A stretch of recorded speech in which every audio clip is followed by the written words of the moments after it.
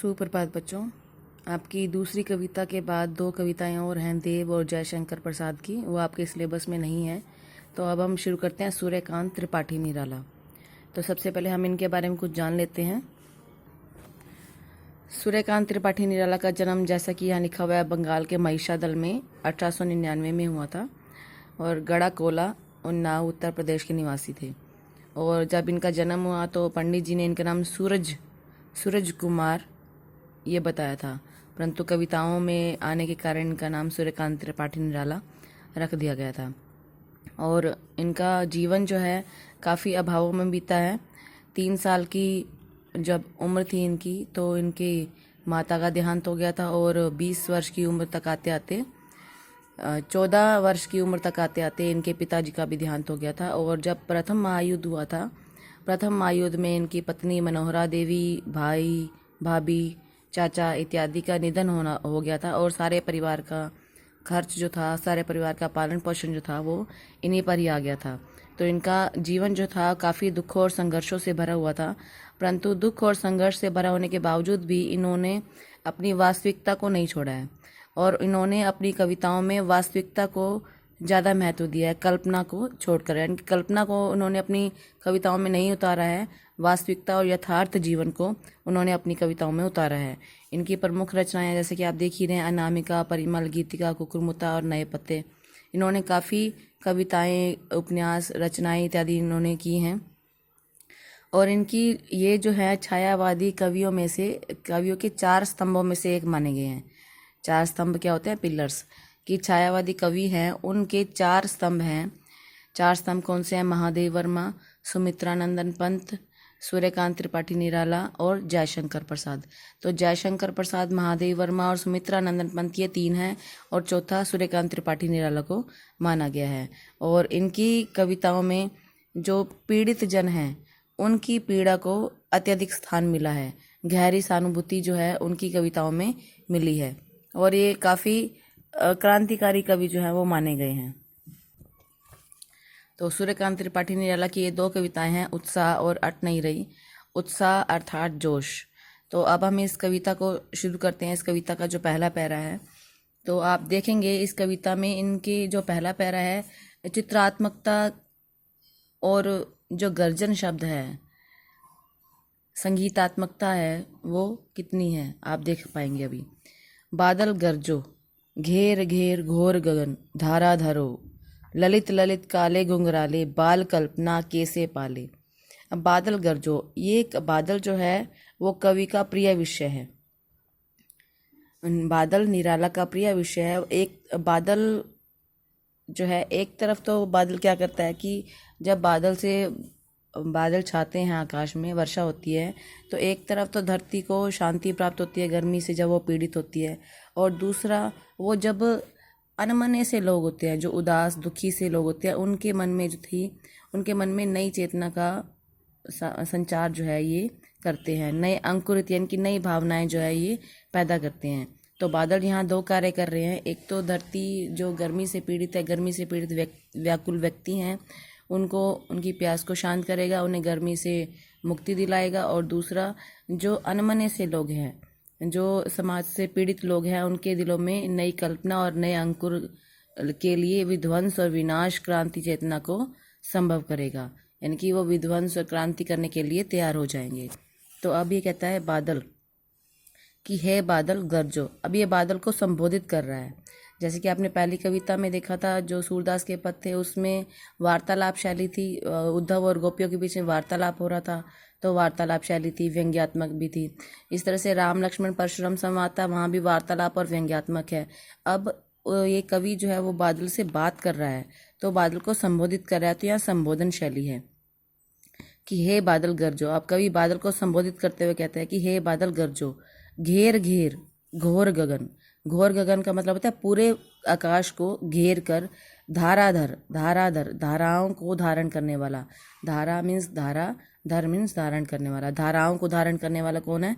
बादल। कि हे बादल, पूरे आकाश को घेर कर भयंकर रूप में गरजो, ललित ललित काले घुंघराले। अब यहाँ बादलों का स्वरूप बताया गया कि स्वरूप कैसा होता है। आपने बादल देखे होंगे कि कैसा स्वरूप होता है उनका।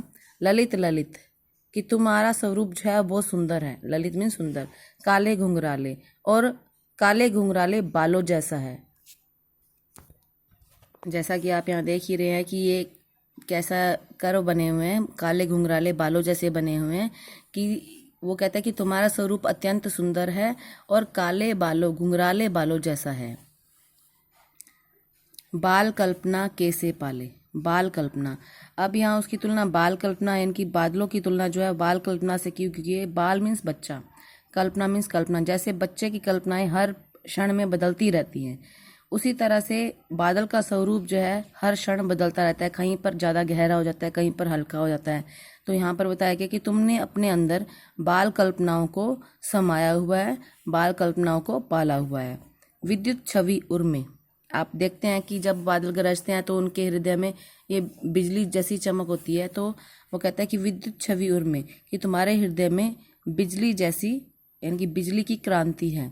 कवि नवजीवन वाले, अब यहाँ कवि यानी कि बादल को कवि के रूप में संबोधित करते हुए कहते हैं। अब यहाँ बादल को वो कवि बना देता है कि हे कवि, हे बादल रूपी कवि, तुम नवजीवन प्रदान करने वाले हो। नवजीवन कैसे, जैसे कि मैंने अभी आपको बता ही दिया है कि नवजीवन वो कैसे दे सकता है। एक तो जो गर्मी से पीड़ित व्यक्ति है उनकी गर्मी से उनको शांति देकर नया जीवन दे सकता है, और जो समाज में पीड़ित व्यक्ति है उनके हृदय में विध्वंस क्रांति के बीज उत्पन्न करके उन्हें नया जीवन जो है दे सकता है। वज्र छिपा नूतन कविता फिर भर दो, कि वज्र, वज्र क्या होता है, भयंकर, भयंकर मतलब एक भयंकरता का प्रतीक है ये। तुम्हारे अंदर वज्र जैसी शक्ति है। नूतन कविता फिर भर दो, कि हे बादल गरजो, कि यहाँ पे बादल रूपी कवि से कहता है कि तुम नई कविताओं को की रचना कर दो, कि हे बादल फिर से गरजो। एक बार दोबारा से देख लेंगे इसको। बादल गरजो, यहाँ कवि बादल को संबोधित करते हुए कहता है कि हे बादल तुम गरजो। कैसे गरजना है, घेर घेर घोर गगन धाराधर ओ, कि हे धाराओं को धारण करने वाले बादल, पूरे आकाश को घेर कर भयंकर रूप से, पूरे आकाश को घेर कर गरजो और बरसो। ललित ललित काले घुंघराले, यहाँ बादलों का स्वरूप बताया गया कि तुम्हारा स्वरूप अत्यंत सुंदर और काले घुंघराले बालों जैसा है। बाल कल्पना कैसे पाले, और तुमने अंदर अपने अंदर जो है बाल कल्पनाओं को समाया हुआ है। विद्युत छवि उर्मे, कि तुम्हारे हृदय में विद्युत की छवि है, बिजली की क्रांति है, बिजली की चमक है। कवि नवजीवन वाले, कि हे बादल रूपी कवि, जिस तरह से कवि जो है अपनी कविताओं की रचना करके नया जीवन प्रदान करता है, और इस तरह से बादल भी गरज कर बरस कर लोगों को नया जीवन प्रदान करता है, इसलिए कवि बादल को कवि बना दिया गया है कि हे बादल रूपी कवि, तुम नव जीवन प्रदान करने वाले हो। तुम्हारे अंदर, तुम्हारे हृदय में बिजली की चमक है और तुम नया जीवन प्रदान करने वाले हो। हे बादल रूपी कवि, तुम नया जीवन प्रदान करने वाले हो। वज्र छिपा नूतन कविता फिर भर दो। वज्र छिपा, कि तुम्हारे अंदर वज्र जैसी शक्ति है और तुम अपनी गर्जना से, अपने बरसने से नई कविता की रचना कर दो। हे बादल गरजो, ताकि संसार में जो है एक नया जीवन उत्पन्न हो सके। आशा है कि आपको ये समझ आ गया होगा। अब हम इसकी काव्य सुंदर्य की ओर देखेंगे। काव्य सुंदर्य में सबसे पहले तो यहाँ बादल जो है वो क्रांति का प्रतीक है। बादल को गरजने के लिए बोला गया है और वो नया जीवन प्रदान करने के लिए उसे कहा गया है। और साथ में अनुप्रास यहाँ पे मैंने लिखा हुआ है ताकि आपको याद रहे। अनुप्रास और पुनरुक्ति प्रकाश अलंकार है। अनुप्रास अलंकार देख सकते हैं, घेर घेर घोर गगन, घ की आवृत्ति है। पुनरुक्ति में ललित ललित। बाल कल्पना के समान उपमा अलंकार है यहाँ पे। और मानवीकरण अलंकार भी है कि बादलों को यहाँ पे काले घुंघराले, यानी कि बालों के जो बाल हैं, घुंघराले बाल जो है मनुष्य के होते हैं। अब ऐसी जो है बादल के ऊपर यहाँ पे आरोप किया गया है, तो बादल के बालों को काला बताना यहाँ पे मानवीकरण अलंकार है। और साथ में खड़ी बोली है, कोई भी ऐसा शब्द नहीं है जो हमें समझ ना आया हो, बहुत आसान शब्द हैं। ओज गुण है, ओज गुण के साथ साथ यहाँ पर क्या है, संबोधन शैली है। जैसे कि मैंने आपको शुरुआत में ही बता दिया था कि बादलों को संबोधित किया जा रहा है, तो यहाँ पे संबोधन शैली है, खड़ी बोली है, अनुप्रास, पुनरुक्ति प्रकाश अलंकार है, उपमा अलंकार है, मानवीकरण अलंकार है, ओज गुण है। यानी कि ओज गुण क्या होता है, जो क्रांति, जो हमारे हृदय में क्रांति उत्पन्न कर दे, वो ओज गुण से संबंधित होता है। तो अब आप इस पहरे को समझेंगे और अपनी उत्तर पुस्तिका में लिखकर मुझे भेजेंगे। धन्यवाद।